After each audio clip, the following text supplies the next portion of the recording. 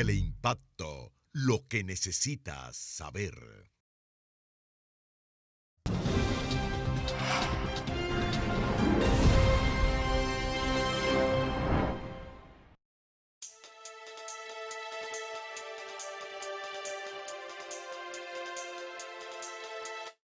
Muy buenas tardes, amigos y amigas de Tiempo de Renovación.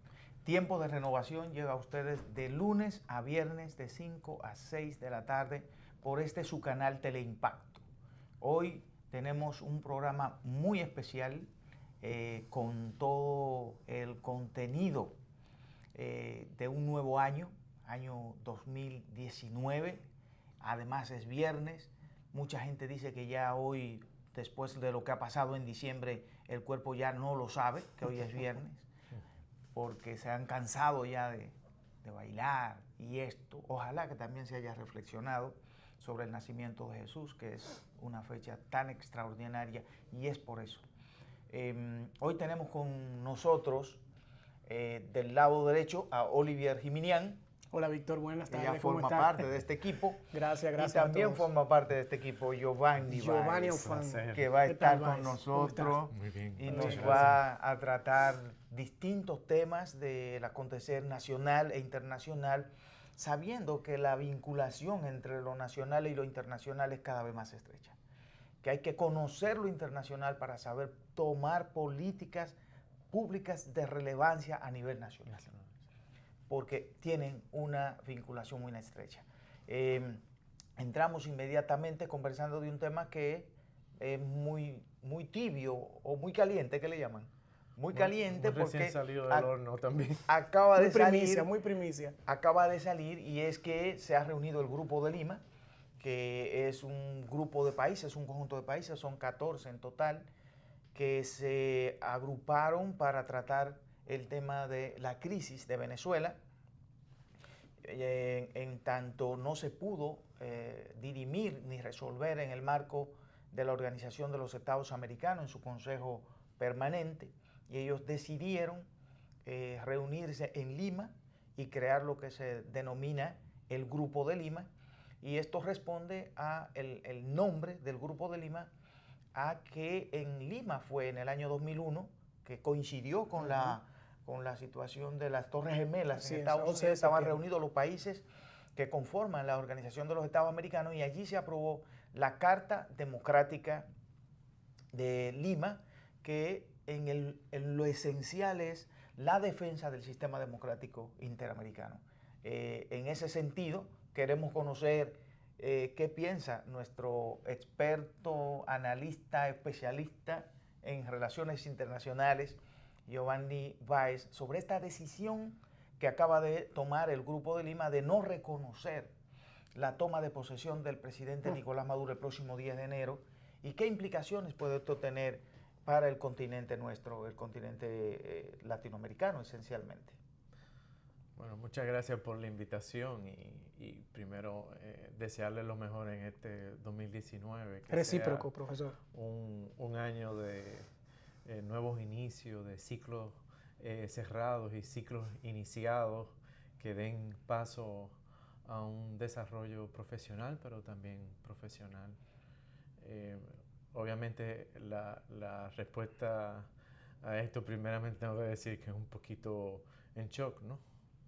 Porque cuando uno ve el contexto en que se realiza tal decisión, pues entendemos que es desaprobando por completo el tema de cómo fue celebradas las elecciones en el año pasado, y instar a no reconocer el gobierno de Maduro, pues obviamente es un duro golpe a la legitimidad del mismo ante la comunidad internacional, y muy especial en América Latina. Puede ser un precedente que tantas veces se ha hablado y se ha cuestionado la posición de muchos de los estados de América Latina respecto al propio ejercicio legítimo de la democracia. Y ver de repente esta declaración, pues, puede ser un antecedente. Hay que ver qué medidas pueden utilizar para hacerlo efectivo. La declaración no solamente un no reconocimiento, sino que puede venir después.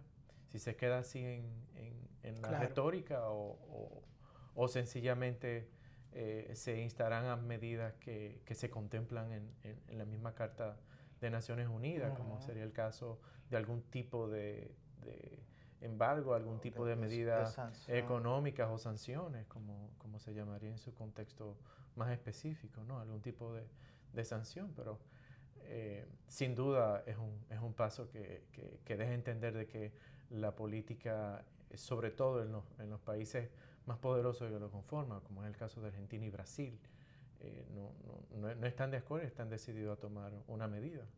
Así es, forma parte también México, Sí, y son claro. 14 países, así que es una decisión que debe llamar mucho, poderosamente la atención de todos nuestros países de América Latina, y especialmente a la presidencia del Consejo de Seguridad de las Naciones Unidas, que está en manos de la República Dominicana en Dicho este sea momento. de paso, ¿verdad? Iniciamos el año 2019 con esa preponderancia. Una intervención muy, muy interesante porque, de hecho, cuando José Singer, el enviado especial y presidente en estas semanas venideras del Consejo de Seguridad, pues habló precisamente de la agenda de la República Dominicana ante el Consejo en su contexto de presidencia.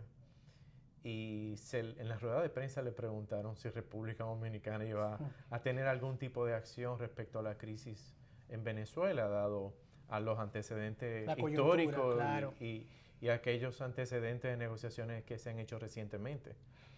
Entonces, ahí tenemos una situación interesante.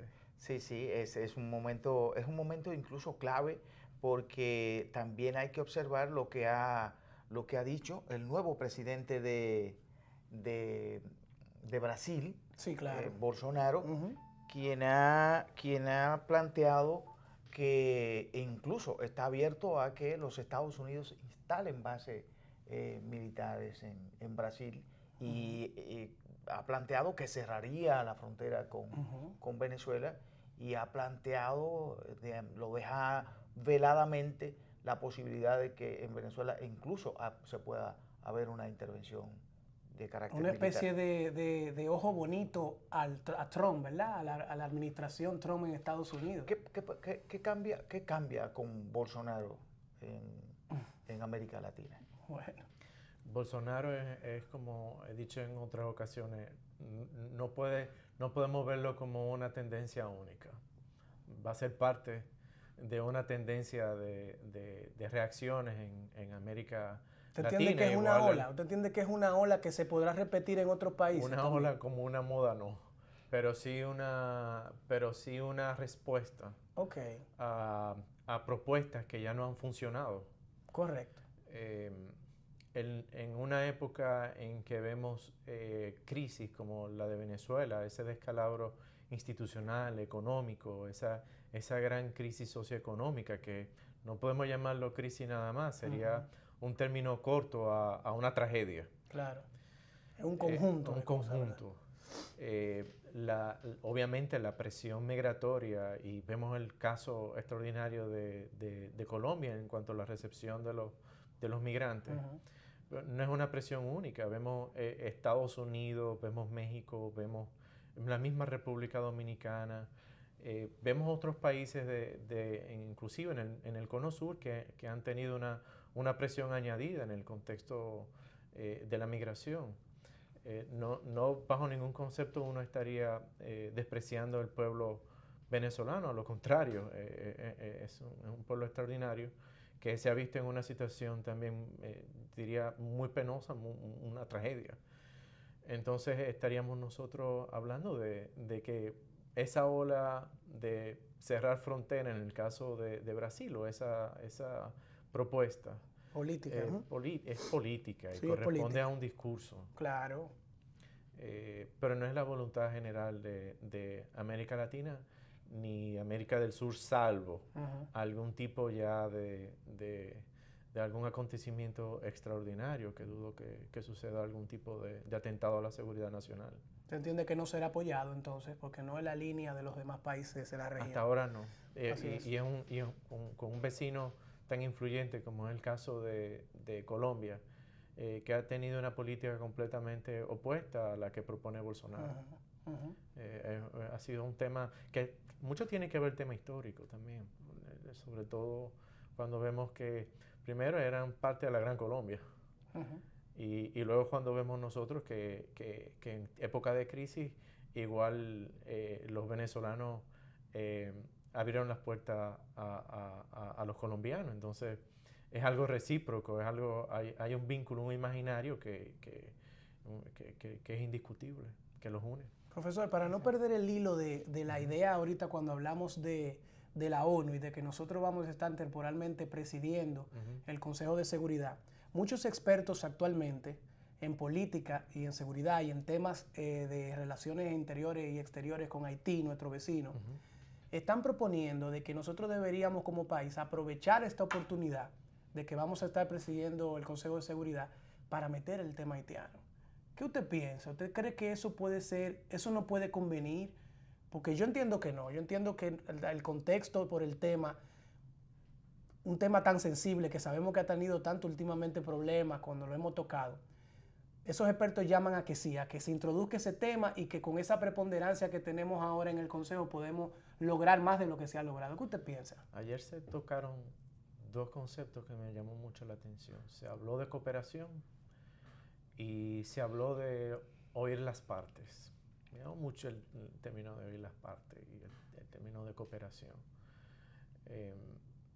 Ningún Estado que quiera un posicionamiento, el Estado que quiera un posicionamiento en la comunidad internacional debe ser un país con la capacidad de ser no solamente un país receptor, sino un país capaz de otorgar cooperación. Pero obviamente se necesita el espacio, la voluntad y cierta institucionalidad para hacer lograr cooperación. Y en estos momentos es una materia difícil, ¿no?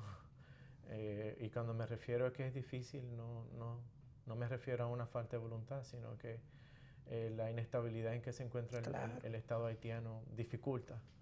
Pero sería un camino muy interesante y una vía que ante la comunidad internacional llamaría un respeto, yo diría, a la integridad, a la humanidad y a lo que representa el pueblo haitiano. Es un pueblo que también necesita ayuda, ¿por qué no? Sí, sí, y desde la organización ha sido por años olvidado. Por supuesto, sí. Y desde las Naciones Unidas hay un compromiso que de alguna manera los cinco grandes, los cinco que conforman, tienen históricamente una relación, sobre todo los Estados Unidos y Francia. Y Francia, que tienen un compromiso. Que data de la época colonial. Así es. Compromiso histórico.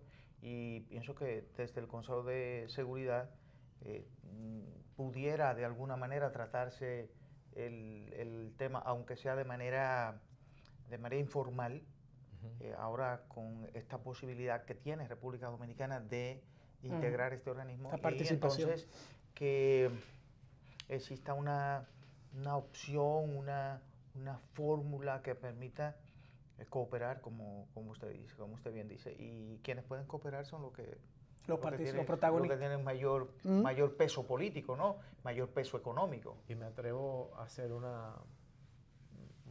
comentario al respecto a la cooperación y hablando de los grandes y en el contexto del Consejo de Seguridad. ¿Qué pasa con la MINUSTAH? Se habla por un lado seguir pero aparentemente no hay dinero. Exactamente. El tema del financiamiento. El apoyo que ha habido anteriormente ahora mismo está un poco... Se discute. Sí, claro. Y ya no está, la MINUSTAH no está en Haití. Tengo entendido. Está la MINUSYUS. Exacto, hay otro grupo. Que es más pequeño. Exactamente. Y se habla de por qué no, de hacer una integración un poco más fuerte.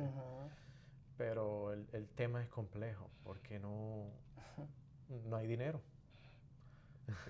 Y El, quizás el apoyo no está. Está la intención, no está. Quizás no es fácil. quizás lo que se pudiera también y de alguna manera ver desde una organización tan importante como las Naciones Unidas es la flexibilización de algunas acciones migratorias que se han tomado, sobre todo en los Estados Unidos, que hay una gran migración haitiana, para que haya quizás un esquema de flexibilización por la situación en particular, el caso en particular. Quizás haya un pensamiento más sensible en ese caso para el presidente Trump, partiendo de lo que Haití, de lo que ha pasado a Haití con el tema de las catástrofes naturales y la situación de dificultad y de violencia que ha tenido en los últimos días. Es posible, por lo menos tratarlo. Ojalá, Víctor, pero yo pienso que Trump, con su política, ¿verdad?, que es totalmente antimigratoria ahora mismo, principalmente de la parte mexicana, pero no solo se queda en México, acuérdate que eso es una ideología lo que tiene Trump metido ahí con esa parte. Eso va todo, inclusive nos está tocando a nosotros los dominicanos, nuestra parte, nuestra cuota, de limitar la parte de poder solicitar residencia, de poder hacer trámites, ¿verdad?, que antes se podían hacer más flexibles. Eso también es parte de todo ese conjunto.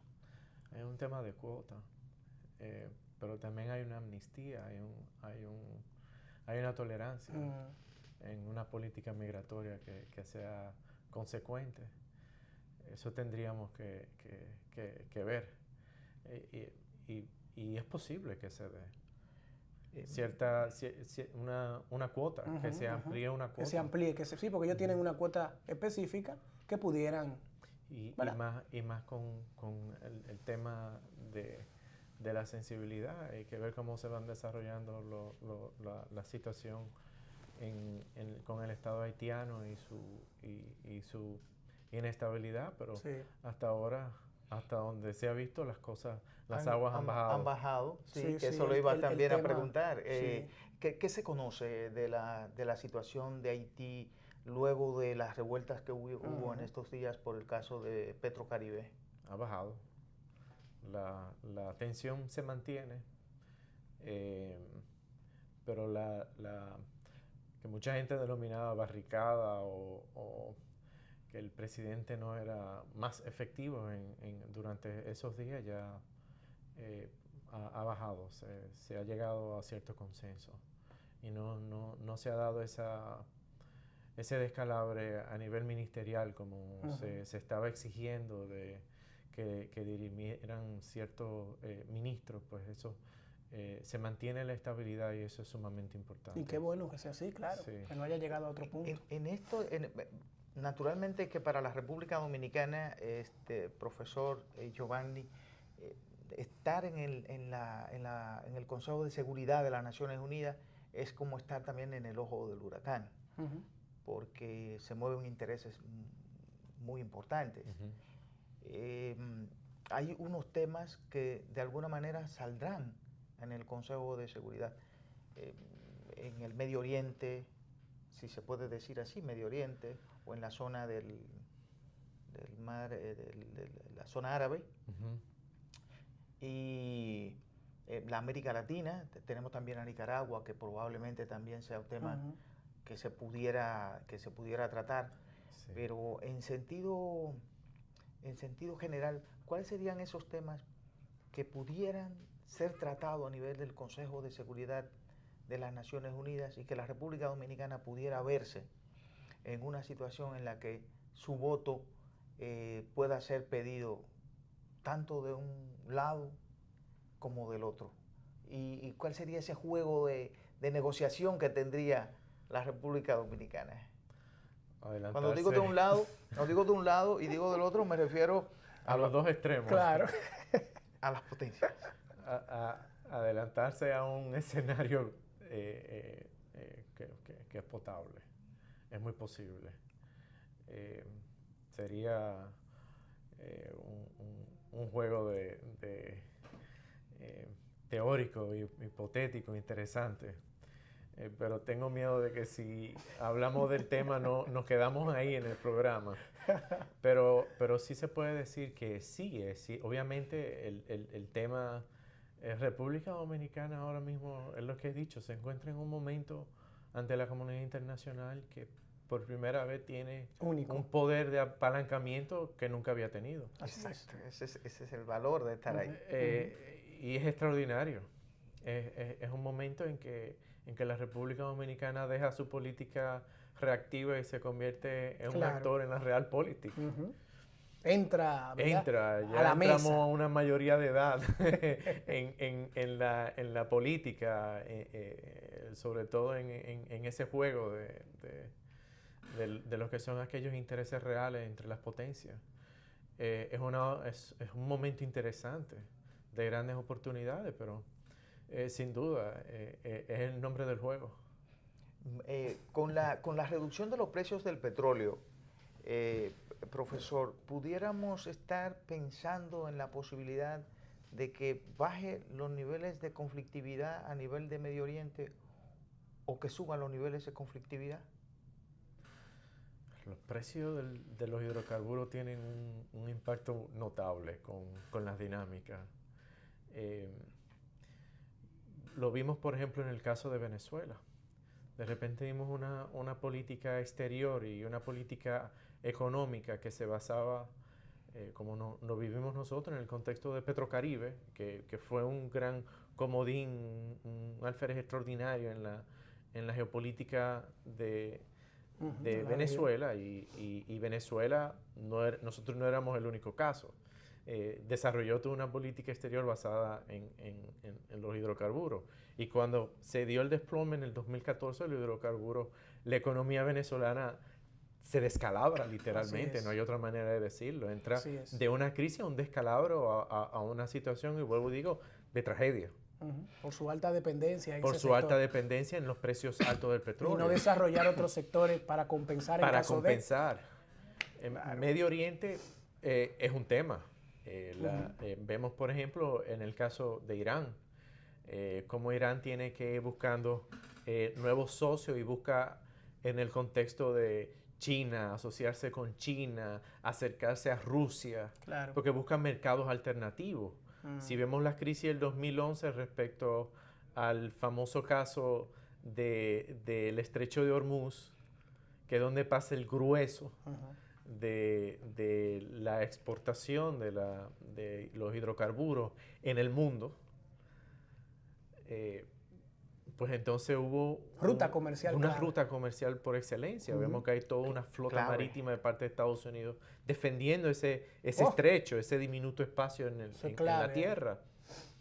Y vemos entonces cómo hay todo un cambio de política por parte de Irán. Sí, tenemos un embargo, pero entonces buscamos por otro lado. Vemos a nuevos socios potenciales, en el caso de China, Rusia, y hay un nuevo acercamiento por parte de Estados Unidos. Y el precio de los hidrocarburos tiene un impacto, porque entonces baja, pero entonces Irán se ve fuertemente acorralada, porque entonces los nuevos socios le exigen precios aún menores, que igualan casi al precio de la extracción. Por el riesgo que implica, ¿cómo se llama? Entablar negociaciones con ellos. Con Irán, exactamente. En el caso de los países grandes productores de petróleo, como es el caso de Arabia Saudita y de Irak, vemos que el precio de extracción es sumamente bajo. Me parece que ronda los 7 o 11 dólares el barril. Porque en Arabia Saudita está muy a flor de... Sí, está más cerca de la superficialidad, exactamente. La extracción, no es tan profunda. Y es un petróleo de altísima calidad, entonces no tiene que pasar por sí. todos los procesos. También, sí. Entonces es más fácil. Igual pasa con el petróleo de Libia, que obviamente se encuentra en una situación precaria por la guerra civil. Pero sí, aún así los precios, nivelar los precios, el caso de Estados Unidos que logró rebajar los precios, pues tiene un impacto sobre la política de Medio Oriente. Y el tema de los precios del petróleo y de los hidrocarburos impacta de manera directa las economías prácticamente del mundo entero. Del mundo, sí. Del mundo entero. Este tema de Irán, para tomarnos un poquito de tiempo breve ahí, Irán, el acuerdo de Irán de reconocer a Irán que está haciendo los esfuerzos por eliminar las armas, la posibilidad de un uso bélico de las armas, material. De destrucción masiva. Exactamente, de las armas atómicas. Y dentro de esos países está Gran Bretaña, Alemania, Rusia, China y luego los Estados Unidos, ¿verdad? Y la Unión Europea, pero un poco al margen. Ahora bien, Estados Unidos se retira e impone un embargo. Y este embargo tiene carácter extraterritorial. ¿Y dónde está? Muchos dicen, bueno, pero si Estados Unidos pone un embargo y los demás continúan, no pasa nada. Porque se va a reducir la cantidad de petróleo que va a ingresar a los Estados Unidos. Que va a demandar Estados Unidos. Pero hay algo, y ahí nos puede ayudar el profesor Giovanni, y es el sistema de pagos internacionales. Ah, bueno. Y la moneda internacional, que sigue siendo todavía el dólar. Y el sistema de pagos internacional pasa por el sistema de pago de los Estados Unidos, desde la segunda. Que aunque no participa, participa. De verdad, porque participa porque para hacer el sistema de pago, de transferencia, presiona, claro. El SWIFT es en su moneda, y además porque ellos tienen el control, la llave, el SWIFT. Entonces, esto pudiera traer una confrontación a nivel de Rusia, China, Alemania, Gran Bretaña con los Estados Unidos. Pudiera resquebrajarse la unidad atlántica, sobre todo la unidad, se me quedó Francia, ¿verdad? Wow. Esto pudiera resquebrajar la unidad atlántica, dado el hecho de que aquí está Alemania, Francia e Inglaterra. Yo tengo una percepción de que el tema de Irán con su proyecto nuclear, el cual tiene derecho a desarrollarlo como todo Estado soberano, en la capacidad tecnológica y legal, el marco legal internacional que se lo permite. El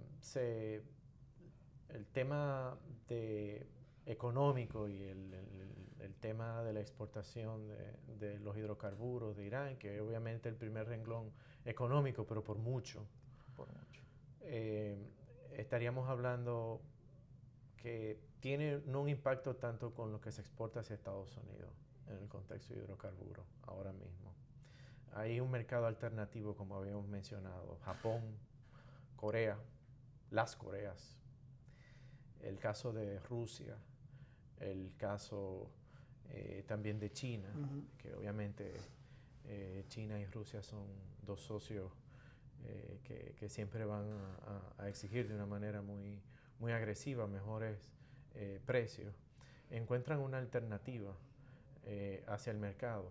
Lo que pueda pasar con Estados Unidos sí puede ser a nivel político-monetario, como bien mencionaba el maestro, porque sigue siendo la moneda de fiat internacional. Todo el mundo acepta el dólar y es la moneda precisamente que más se utiliza en estos tipos de transacciones. Sin embargo, es un arma de doble filo. Ningún Estado quiere tampoco renunciar a algo que ya está tan bien establecido, claro, y que resulta tan viable y tan fácil como es negociar con una moneda con ese fiat, a cambiarla por otra. Creo que muchas de esas monedas que se refieren en la comunidad internacional son mecanismos que funcionan, mecanismos que son propuestas que funcionan en espacios muy cerrados. Muy limitados. Muy limitados. Quizás China pueda hacerlo con Rusia, quizás. Sí, China obviamente vemos una competencia de China hacia el Banco Mundial para prestar dinero y puede ser que lo haga bajo sus propios términos, no solamente en dólares, sino en una moneda común, que es lo que se habla. Pero vemos los otros intentos que se quedan cortos. Lo de Irak con Estados Unidos es coyuntural. Es un tema que creo que se le ha dado una dimensión y se estanca en esa perspectiva nuclear. Pero hay algo más, y es el tema, volvemos al tema geopolítico y lo que implica el estrecho de Hormuz. La geografía, clave. Que es un tema clave. Y obviamente preocupa el acercamiento ruso, no solamente un acercamiento geográfico, un acercamiento como una alternativa económica y una posible diversificación de un eje estratégico iraní que está presente en todo Medio Oriente, no solamente como ideología, sino también en el contexto real político. Cuando uno ve la participación de grupos que son no pro-iraní, sino iraní en medio del Medio Oriente, están presentes realmente en la política. Y son actores. O sea, la potencia probablemente de la más importante en todo el Medio Oriente y que le hace un peso de equilibrio al Estado de Israel, el Estado, diríamos, clave para las relaciones de Estados Unidos. ¿Se puede hablar de pivote en el caso de Irán, profesor? Sí lo es. Es un pivote. De hecho, si nosotros tomamos la ubicación y lo que significa el contexto pivote político, pero también lo que ofrece en su geografía, su riqueza de hidrocarburos, es un estado, es un espacio pivote. No me atrevo a decir solamente estado, es un espacio pivote. Además de su ubicación, aparte de que realmente deberíamos de decir que es el verdadero Medio Oriente. Su cercanía a Rusia, pero sus fronteras múltiples en el Medio Oriente, lo hacen un estado naturalmente influyente. Y con su historia. Por naturaleza. Por naturaleza. Con su historia extraordinaria que también tiene. Por eso Rusia ha sido tan celosa. Y una política que obedece a un estado con esa ubicación.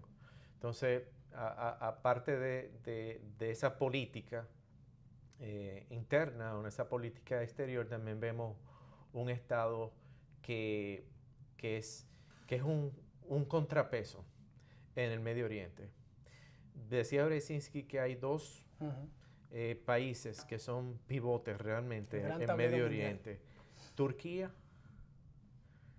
como antesala del Cáucaso, como antesala de Europa, como antesala del Medio Oriente.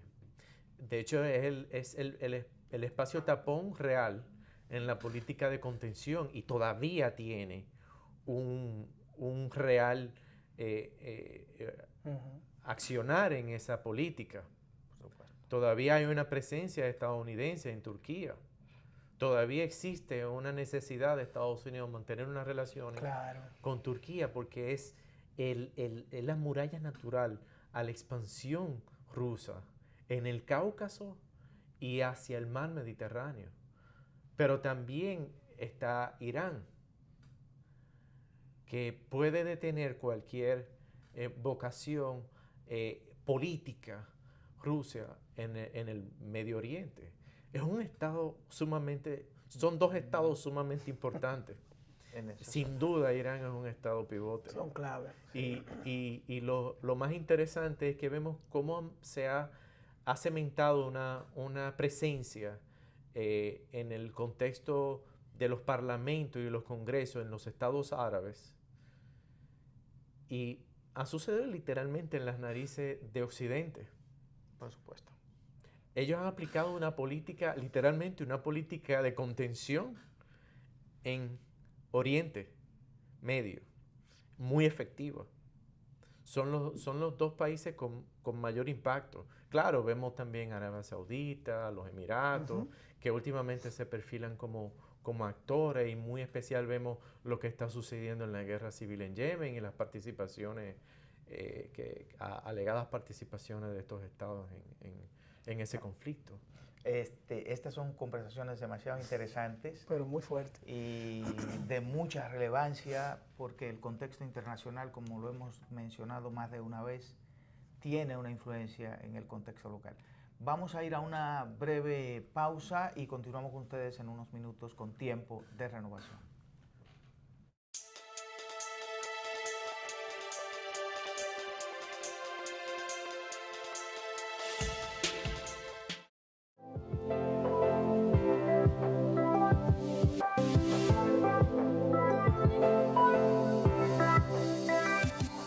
La creación del programa de uniformes escolares por parte del gobierno del señor presidente de la República trajo como consecuencia una sensible reactivación en el sector fabricante de calzado en la República Dominicana. Este sector había venido decreciendo en los últimos años producto de la competencia externa.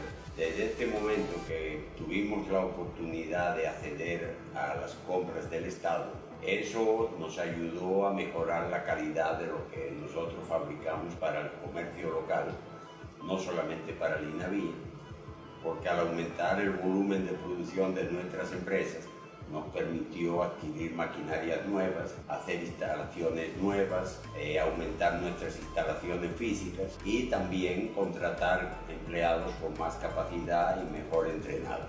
Y ahora mismo estamos viendo de que hay una demanda tanto por parte del INAVIE como por parte del sector del comercio nacional, que ha ido en aumento y que nos ha permitido que nuestras empresas crezcan sensiblemente, tanto la empresa en sí como la cantidad de empleados y como la actividad comercial de los sectores relacionados con el nuestro. En el INAVIE somos bienestar.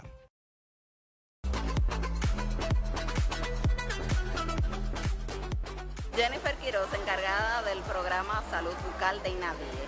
Por quinto año consecutivo estamos realizando el Día Nacional del Cepillado, una iniciativa de la Presidencia de la República para reforzar la importancia del cuidado de los dientes. Estamos realizando esta actividad en conjunto con el Servicio Nacional de Salud, Colgate, la Asociación Odontológica y este año con las estancias infantiles. Estamos abarcando un total de 60.000 estudiantes a nivel nacional. En el INAVIE somos bienestar. Nosotros los padres también somos parte de la revolución educativa que impulsa el presidente Danilo Medina.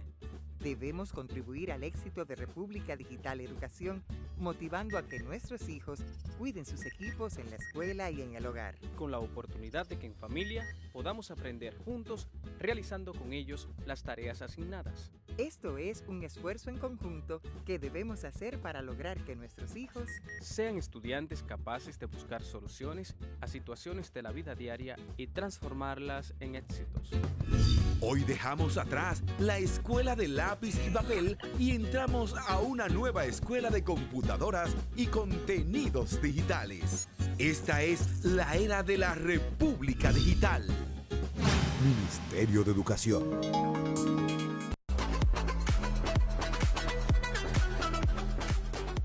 Jennifer Quiroz, encargada del programa Salud Bucal de INAVIE. Por quinto año consecutivo estamos realizando el Día Nacional del Cepillado, una iniciativa de la Presidencia de la República para reforzar la importancia del cuidado de los dientes.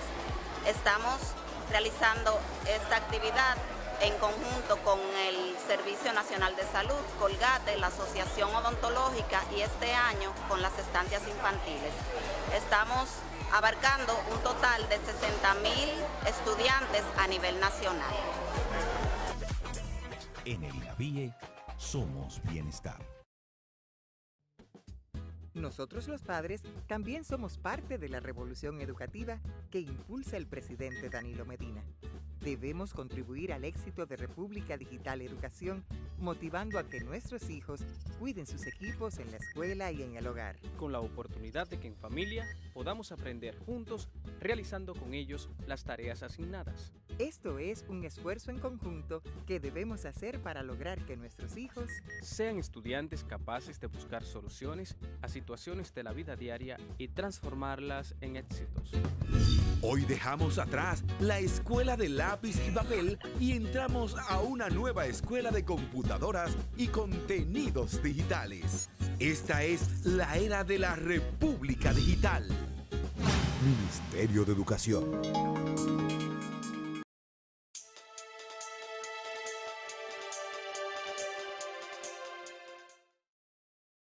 Continuamos aquí con Tiempo de Renovación. Esto es en vivo, señores.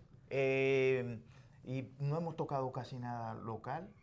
Aquí no. Lo que hemos hablado con el profesor ha sido totalmente, ¿verdad? Nos fuimos a Medio Oriente, empezamos por Brasil, Latinoamérica, pero podemos aterrizar. Tenemos un año 2019 que para la República Dominicana, a partir de lo que ocurrió en el 2018, se pudiera decir que en términos generales la República Dominicana va marchando por un camino, diríamos que adecuado, que correcto en materia económica, política, social. A nivel de ese, en términos generales, ¿qué piensa usted que será el 2019 para la República Dominicana, tomando en consideración que habrá elecciones internas en algunas organizaciones políticas? Un año preelectoral. ¿Qué se le puede decir, diríamos, al pueblo dominicano que está viendo y que toma en consideración, naturalmente, las opiniones que usted pudiera decirnos aquí a nuestros amables televidentes? Bueno, es un año, este 2019 es un año que define liderazgos, primeramente. Eso es cierto. Sin duda hay nuevos actores en la política. Eso es cierto. En la arena política. Es un año en que se definen algunos temas pendientes. Hay que un tienen timing. a la expectativa. Hay un timing que muere en este año de muchas cosas a nivel político. Así exactamente. Parecería que es un Estado que tiene una oferta democrática que busca una renovación, pero se mantiene firme ciertos partidos de tradición. Ortodoxos, sí. Igual, el tipo de la propuesta, la nueva perspectiva de las primarias y las interpretaciones que puedan tener cada uno de los partidos, como estamos nosotros presenciando, pues sí puede definir algunos liderazgos que están unos por emerger y otros por buscar una nueva oportunidad. Mi perspectiva es que es un año no solamente de una, ¿por qué no decirlo?, una tensión política natural en todos los procesos electorales, pero también es un año en que los partidos políticos deben de capitalizar. Nosotros estamos ya muy cerca de un bono demográfico y vemos cada vez más que ya no hay una votación que se pueda definir en las urnas con aquellos como nosotros que ya tenemos unos años votando, sino que más bien se va a definir por los primeros votantes. Y no va a ser solamente algo nuevo en estas elecciones, sino las próximas elecciones, muy en especial en las elecciones dentro de 15 y 20 años. Entonces el rostro de la política no es que va a cambiar, es que tiene que cambiar hasta por ósmosis, por un hecho natural de transferencia. Desgaste, naturaleza, origen. De generación. Por eso digo que es un año que se definen muchas cosas, pero también veo un año, 2020 es un año, 2019 y 20 son años de transición. Creo que es un momento en que se define una última época. Muy actualizada la opinión del profesor, porque Víctor, ese comentario que usted hace sobre las nuevas generaciones de primeros votantes, los millennials y los Y y los Z, van en el 2020 a definir probablemente las elecciones. Estamos hablando de 800,000 nuevos votantes, Víctor.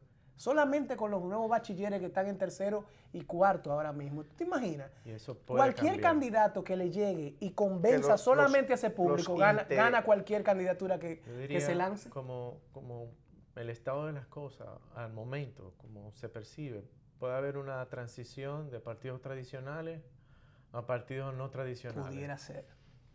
Es Pudiera una ser, se tiro pudiera dar un tiro escenario. ese dado porque es una oportunidad, hay un espacio muy amplio como nunca se ha visto y quizás nunca se verá en la historia dominicana. Entramos al bono demográfico, ya entramos a ese proceso Ese de relevo, 20 sí, años, claro. ese relevo. Y hay que capitalizar, no solamente en la política, en todo, una perspectiva Sí, en los eso es abierto, negocios, eso es la sociedad. en una visión En la sociedad. estratégica de las universidades. todo. Claro. Todo. Sí, realmente, porque además es una nueva forma de ver el mundo realmente y hay que entenderla y hay que comprenderla y hay que interpretarla. Claro. A veces no podemos interpretar el mundo actual con las reglas que teníamos hace 20 años. Ni podemos verlo nosotros con los ojos que tenemos hoy en día. Los cambios vienen muy rápido últimamente. Desaprendizaje y reaprendizaje. Eso Muy que está hablando rápido. de que hay que... El gran reto de esta época es el saber aprender, identificar cuáles son las herramientas de capacitación para aprendizaje y obviamente ir con el momento, con la oleada tecnológica, Claro. con esa oleada psicológica. Son épocas de cambio muy rápido. Y uno lo puede ver en la tecnología, pero cuando uno piensa 3 años atrás, 5 años atrás, ¿cuál era el estado de las cosas? Se nota la diferencia. Uno dice, no, pero no puede ser que se perfilaba de tal manera. Claro. Parecería casi verosímil. Algunos Claro. temas inclusive hasta de política interna y del mundo en su dinámica internacional. ¿Qué pasaba hace 5 años? ¿Qué pasaba hasta hace 3 años? Así Y uno dice, es. Dios mío, serio, Así es. era lo que pasaba, sí. Así es. Así es. Una evolución muy rápida. Y es más difícil para nosotros. Y la importancia y el valor que tiene que los que trabajan las políticas públicas y las políticas del Estado, si no comprende eso, esa línea, Claro. para interpretar esa situación, esa realidad cambiante para el diseño de política pública, pudiera ser que cualquier país en cualquier otro lugar pueda hacer lo que tú estás haciendo 4 o 5 veces mejor. Y en un mundo interconectado, entonces tú vas a perder los espacios. Es un imaginario, y se nota, entre generación y generación hay un imaginario social muy diferente. Muy diferente. Hay un choque generacional Hay un fuerte. choque generacional, de una generación a otra hay un choque. Y el Estado Dominicano en 5 años, 10 años, por un tema de demografía, tendrá un vacío en una población de 30, 40 años de edad. Porque serán muy jóvenes, pero también ya entraremos a una población que también es envejeciente, que es mayoritaria, envejeciente relativamente, porque uno no puede decir que 50 años es envejeciente, sobre todo en la época actual, pero vemos entonces cómo cada vez se va distanciando un poco, sí, se distancia, hay una la base brecha. joven, muy joven. Y uno dice, bueno, entonces, ¿qué va a pasar con la economía dominicana? ¿Quiénes van a sustentar la economía dominicana? Hay que readecuar. Esa perspectiva es esencial. Deberíamos seguir conversando un poco más con ustedes. Ya terminamos. Para tratar de seguir orientándolos, pero el tiempo es increíble en la televisión y ya ya se nos ha agotado. Así que será hasta el próximo lunes cuando estaremos de nuevo con ustedes. Si Dios quiere, muchas gracias, profesor. Profesor, gracias. Muchas gracias. Gracias por venir, profesor. A ti, Víctor. Oliver, que somos parte ya de este equipo. Y próximamente esperamos tenerlos con nosotros de nuevo. Así Estoy es. encantado.